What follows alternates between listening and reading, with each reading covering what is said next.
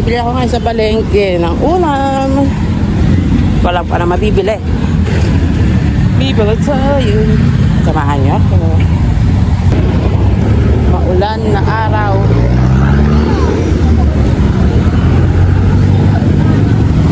Sen. May kantahan doon. I'm not that 8%. Itatawid tayo dito.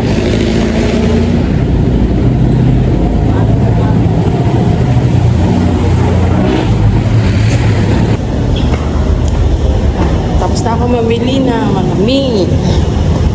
Ng manok sa baboy. And galing na rin ako kanina sa mga gulay.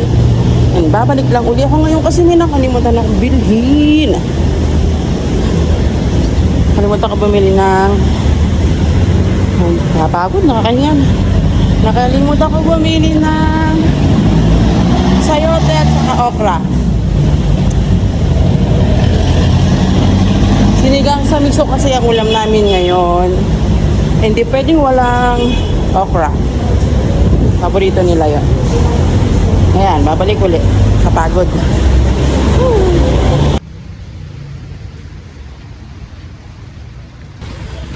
Okay, dahil na ako mamili. At ang hirap-hirap na bitbit ko. Ang dami. Ang dami kong bitbit. Ang dami ko pinamili. Ang bagit. Ay, ang bagit. Ang bigat. Ay, at least complete na. Pagod. Ilang oras ako nawala. Mga 3 oras din ako nawala sa bahay. Ilang oras din yon. Tagal ko mamili. Kasi hanap tayo ng mura. Hanap tayo ng mura. Kailangan magtipid.